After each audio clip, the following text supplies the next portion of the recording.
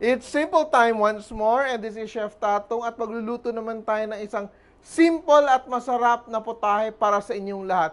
Now, let's get cooking! Simple, luto na, ha-ha.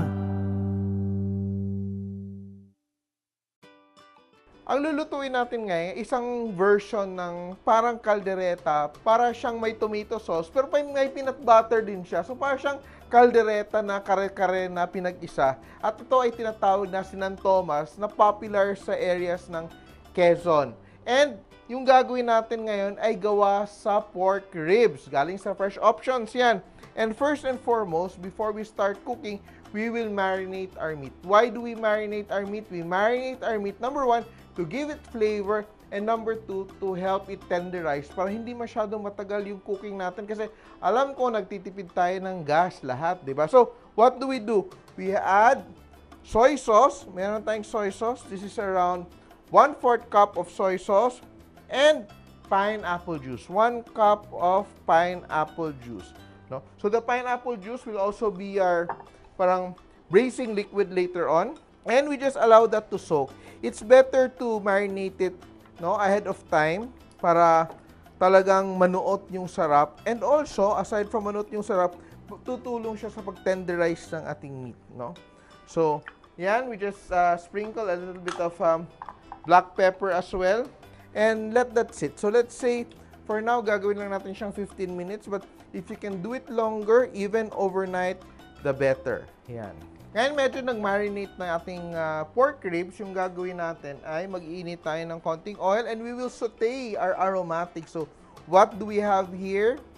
We have our garlic. Yan. So, we're using around 3 tablespoons of cooking oil and 1 tablespoon of garlic. So, I want the flavor of the garlic to come out. So, what I will do, I will saute it until I smell the wonderful aroma of garlic. So, we add an onion. Ito, malaking onion, 1 piece of big onion. Kasi the onion also will add that kind of sweetness. So, we're sauteing it until it sweats. Ano ibig sabihin? Parang medyo papawisan yung ating onion. Medyo nababasa siya. So that, it will bring out the sweetness. And what we will do right now is we will season our onions a bit, to bring out the flavor, So, what we're doing, we're layering the flavors, di ba? When we marinated, nilagyan natin ng flavor yung ating pork. While we're sauteing our onions, we also add a little bit of salt to bring out the flavor of the onions. So, what we do, I also add my laurel leaf. Ito, lalagay ko na yung laurel leaf ko para lumabas yung aroma niya. So, ito, tawag nito is blooming, Binubloom natin yung flavors, Pinapalabas natin yung flavors. And I add my pork ribs. Yan. Just add my pork ribs there. I will just add around a cup of chicken stock para mag-braise, Ang purpose natin dito is para lumambot na yung ating pork. So, we just leave that there for around 20 minutes or a little bit more hanggang maging malambot siya. But we don't want it to be too soft that it falls off the bone kasi lulutuin pa natin siya. So, we bring that to a simmer and let it cook down. So, my ribs are already boiling. I'll just move it to the other side. And in the meantime, I will be frying some potatoes. So, I'll just heat up some oil. Just a little bit of oil. Hindi naman kailangan na deep fry. And I'll just season the potatoes a bit. Just season it a bit. So, para hindi mangitim yung ating potatoes, we just soak it in water with a little bit of vinegar. Just a touch of vinegar so it will stop the oxidizing. Kasi minsan pag may potatoes tayo, iniiwan natin sa labas, nangingitim siya, nag-oxidize siya. So, with a little bit of acid, konting suka, pitik lang ng suka, it will stop the darkening process. And our oil is already hot. And I'll just add my potatoes gently, so you don't burn yourself.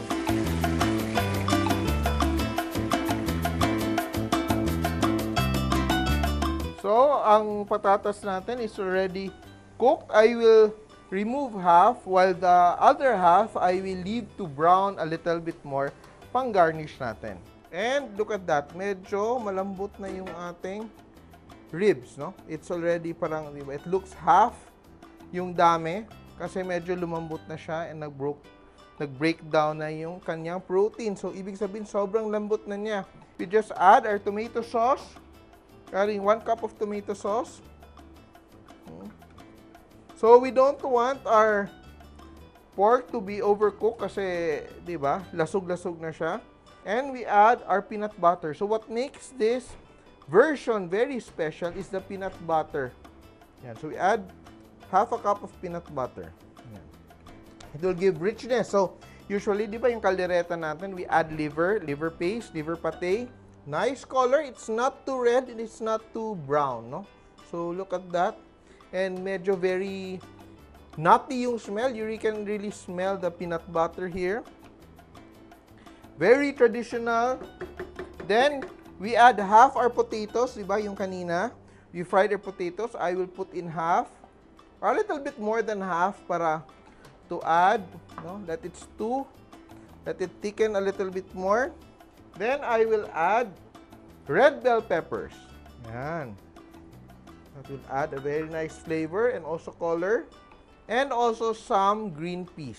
Yan. Then, I'll leave some as well for garnish. And we just season with a little bit of patis. No? Remember that we already seasoned it when we marinated our pork. And just to finish it off with a nice peppery touch, I love pepper. So, I'm going to add freshly cracked black pepper. Yan. Just to finish my Sinantomas. Plan this recipe ahead and surely you will not disappoint your family. Here is something new, something different for you to try at home. And we're ready to plate. And I'm so excited. Yan.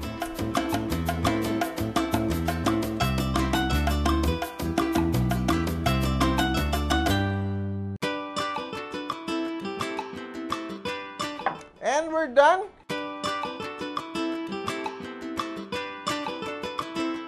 And tandaan nyo, kahit sino kayang-kaya magluto, basta simple. And here it is, our version of Sinantomas. Simple!